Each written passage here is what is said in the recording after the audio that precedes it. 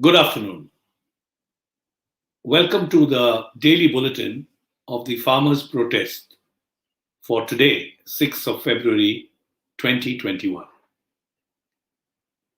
Today, there was a nationwide CHAKKA jam or a road blockage program. The call had been given by the collective body of farmers' organizations, Sanyukt Kisan Morcha, many major federations of farmers' organizations are part of Sanyukt Kisan Morcha. AIKCC is one of the initiators of the Sanyukt Kisan Morcha, almost one of the founders, so to say. So this call was given to keep the roads blocked from 12 noon to 3 p.m. Images are still coming in about what happened throughout the country today. I will share some of the images which I have received. I can only share some, and the emphasis is on some because I've received thousands of photographs and it'll take hours of bulletin to share those photographs with you. So, in short, what has happened till now is 10,000 spots in the country saw the road blockage, the CHAKKA jam, from 12 noon to 3 p.m. Tamil Nadu, yes. Kerala, yes. Karnataka, yes. Andhra, Telangana, yes. Odisha, yes. West Bengal, yes. Let's move to the center of the country. Bihar, yes. Jharkhand, yes. Madhya Pradesh, yes. With a lot of difficulty. The government there really tried hard to stop the project. Uttar Pradesh, yes. A very strong yes. To stop the CHAKKA jam, the Uttar Pradesh government said that all the farmer leaders have to give 2 lakh rupee bonds if they want to participate in the protest. The leaders just went ahead. Delhi was excluded from the CHAKKA jam. Delhi was not part of the CHAKKA jam. Haryana, yes. Punjab, yes. Rajasthan, yes.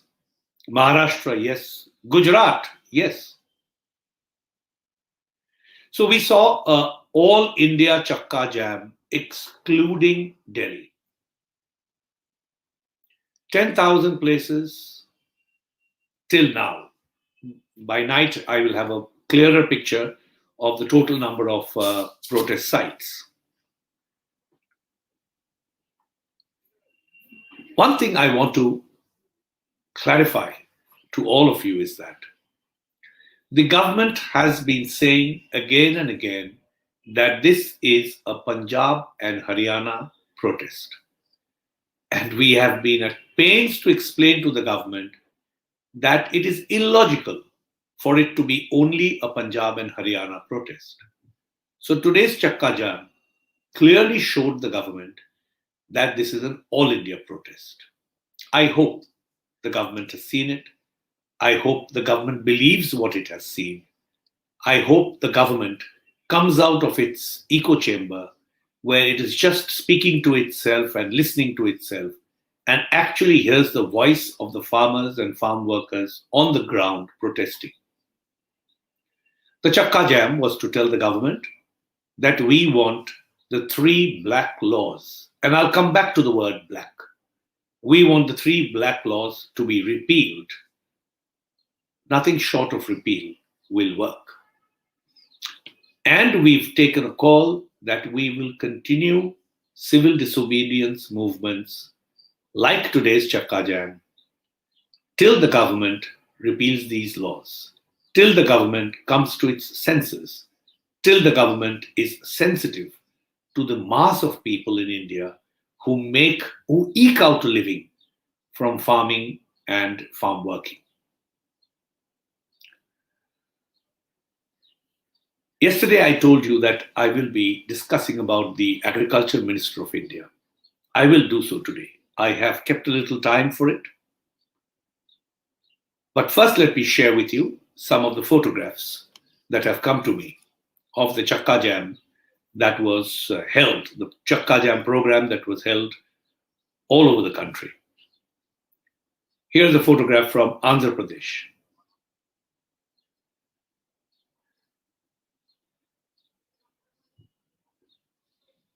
Can we have the photo from Andhra Pradesh, please?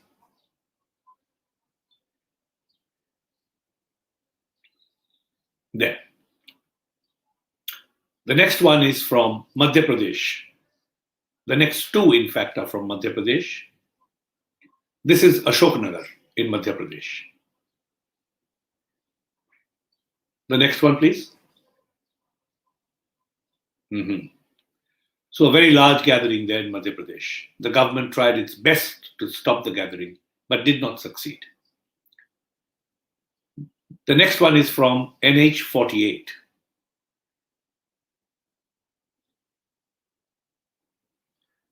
The NH 48 image is interesting. Here, NH 48, this is at the borders of Delhi. There was no CHAKKA Jam, but the police set up a very elaborate security cordon and caused this jam. Next, at the Gurgaon border. There. CHAKKA Jam at the Gurgaon border. Next are images from Haryana. No, this continues to be Gurgaon. Yes, this is from Haryana. The next one is also from Haryana.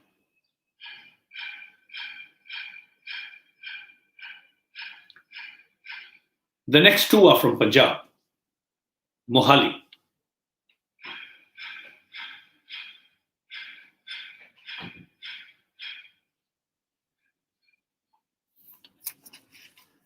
The next one is from Delhi.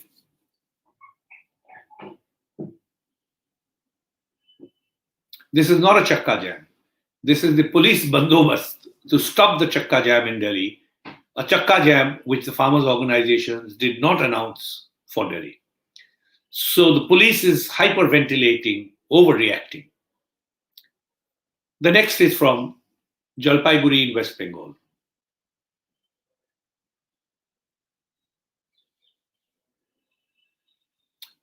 I will share some more images with you tomorrow. I will share with you the image of the CHAKKA Jam that took place at Calcutta's Chaurangi crossing today. The photographs are still being processed. And photographs from Odisha, photographs from Uttar Pradesh, photographs from Gujarat, Maharashtra, Tamil Nadu. So these are the photos I had to share with you today of the CHAKKA Jam. What was the impact of the CHAKKA Jam? It was stupendous. For 3 hours in the afternoon, from 12 to 3 p.m., many roads in the country stood still. We had already announced that ambulances will be allowed to pass. Wherever that happened, they were allowed to pass. We had said that emergency vehicles, people going to hospital won't be stopped, and we have kept our word.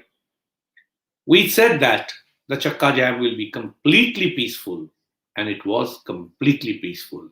Not a single untoward incident has been reported till now. And I'm confident that nothing untoward would have happened anywhere in the country. That is the power of the farmers' movement. We can and will be peaceful despite the overwhelming number that are in these protests. It's not a surprise. It's not that we farmers' organizations are very strong. It's just that farmers and those whose income depends on farming form almost 70% of the Indian population. So this sheer majority of people are protesting against Mr. Modi's laws, which he says is for their welfare, but which he will not consult them about. Let me repeat this. Mr. Modi says that These laws are for welfare of farmers, but farmers do not have to be consulted when it comes to their welfare. These laws are for welfare of the farmers, but farmers do not have to be consulted about their welfare. That is the arrogance of the Prime Minister of India. That is the illogical, completely irrational statement being made by the Bharatiya Janata Party.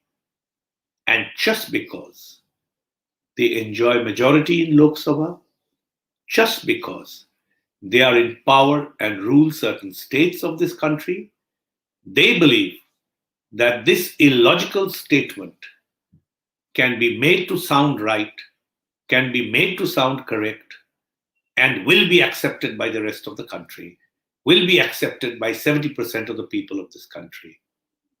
I think Mr. Modi is learning a hard lesson about democracy. Democracy means you have to consult those who have elected you to manage their affairs. You are just a manager, Mr. Modi, and we are the owners, proprietors of this country, we the people of India. We will tell you what we want. We will tell you what you have to do. Please don't turn the tables and tell us what we have to do and where we have to listen to you. We choose not to listen to you so far as your three black pro-corporate laws are concerned. Please do not presume that the people of India are stupid. That is an extremely erroneous decision for you to take. We are not stupid. We understand the law. We understand the reasoning behind the law. We understand who is compelling you to make these laws. And we understand that you are merely acting as their agent in corporatizing agriculture, agricultural production, agricultural distribution, and agricultural retailing in India. Sorry, sir, we do not want an oligarchy in India. We will not accept it. We will protest about it. And please rest assured that we will protest peacefully. It is you who will have to adopt violence. This country has seen your violent behavior. This country has seen how you have stopped farmers trying to reach Delhi by digging up roads, by using barbed wire, by using tear gas shells, by using police baton. Don't be violent with the people of this country. This country has a history of peace and patience. We will use peace and patience as our weapon. We will battle your violence with utmost non-violence. Now, a few minutes on the Agriculture Minister of India. The department of which he is the minister is actually called the Agriculture and Farmer Welfare Department. So he's the Farmer Welfare Minister. In plain English, it means he has been given the duty to look after the welfare of the farmers. The people of India pay him a salary to do that job. He's supposed to look out for the farmers of India. And what is he doing? In the model of democracy that his party believes in, he is obeying the command of his prime minister to deprive the farmers of India through these three black laws and acting against the interest of farmers. So the farmer welfare minister is doing just the opposite of what he's supposed to do. He is destroying the present and the future of the farmers of India. And he continues to draw a salary for this. From June 5th, 2020 till 6th February 2021, Narendra Singh Tomar, The person who's paid a salary to look after the welfare of the farmers of India has been acting against the welfare of the farmers of India. First, we demand that he pay back the salary and all perquisites and benefits he has received for this period because he has not done his job. Second, unless he starts speaking for and standing with the welfare of farmers, we will demand, and I promise you, we will ensure that he resigns. He gives up this job. We will turn him out. We will dismiss him from being the Farmer Welfare Minister of India, and we will engage and appoint someone who can actually understand the voice of the farmers, the need of the farmers, and can act bravely and boldly for the welfare of the farmers. Mr. Tomar, the day you became a minister of the central government, you had to stop acting merely as a functionary of the Bharatiya Janata Party. 70% of the people of India who are dependent on agriculture for their life and livelihood have appointed you to look after their interest. Not the interest of the BJP, not the interest of those who fund the BJP, not the interest of corporations who want to take over and monopolize agriculture, food supply, and food security of this country. And we will continue this battle against Mr. Tomar till he either corrects himself or resigns and goes away. But we will still take back the money that we have paid him as salary for doing nothing, for acting against us. In fact, we should levy a penalty on him. Mr. Tomar was in Rajya Sabha yesterday, and he said some strange things. He said a lot of strange things. I will discuss two today, and as we go along in this bulletin, I will keep sharing the weird articulation that the Farmer Welfare Minister of India is making, the speeches he's giving in Rajya Sabha. He said that no farmer organization could tell him what was black about the laws. I advise Mr. Tomar to either consult an ophthalmologist, get his eyes checked, or to take off the colored glasses that he wears. I will remind him publicly about things that he knows and I know. End of September, Mr. Tomar, there was a meeting at the house of India's Defense Minister. AIKCC's convener was present in that meeting. AIKCC's working group members were present in that meeting. It was informal, but it was a meeting nevertheless. And in that meeting, we explained every item of objection in these laws, and we told you that these laws must be repealed. You wanted it in writing, Mr. Tomar. In 2 days, we gave you a long, clear note on how to correct these laws. And we started by saying that these laws can only be corrected once the present drafts are out of the way. All this happened, Mr. Tomar, before the farmers' agitation took place. The farmers' agitation started at the gates of Delhi on 26th of November. I'm talking about end of September.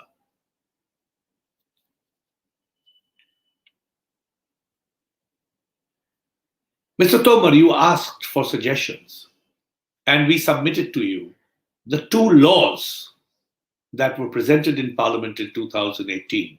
One, for guaranteeing remunerative price not less than MSP to all farmers for all crops of India, that was placed in the Lok Sabha, sir. And the second was to free farmers from indebtedness, that was placed in the Rajya Sabha. We gave you these laws. So two things are clear. One, by end of September, you knew that we wanted repeal of these laws, and you knew that we wanted enactment of these two laws, which had already reached Parliament in 2018. So if you still haven't understood what is black about the black laws that Mr. Modi has put before the country and is shoving down the throat of the farmers, then you are not acting in welfare, sir. You are acting in conspiracy, in concert with the Prime Minister, and you are destroying the future of this country.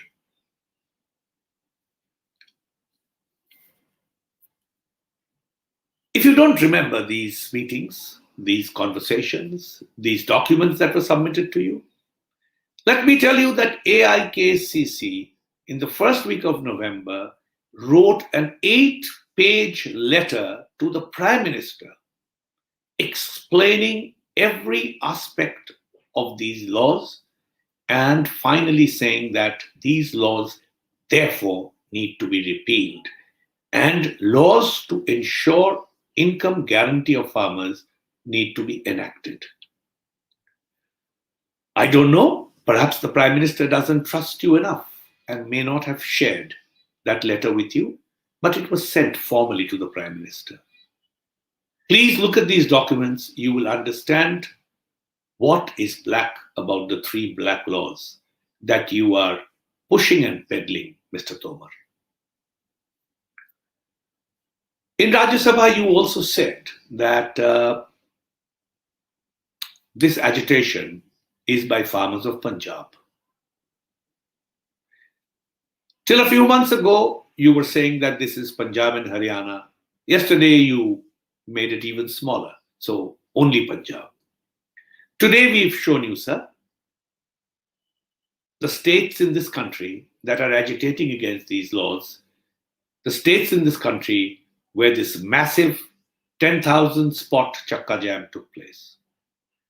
But just to end this bulletin, Mr. Tomar, please answer this question. Is Gurnam Chanduni from Punjab? Is Yogendra Yadav from Punjab? Do they have organizations in Punjab? Is Rakesh Tikayat from Punjab? Does his organization have followers in Punjab? Please, sir, the next time you open your mouth to speak in Rajya Sabha, check your facts. Lies can be said. It is human beings who lie. But if you keep lying, even the time that you tell the truth, sir, no one will believe you. Remember that story about crying wolf? So stop lying. Tell the truth. Defend whatever you want to defend, but defend it with facts. Defend it with truth. Please do not obfuscate.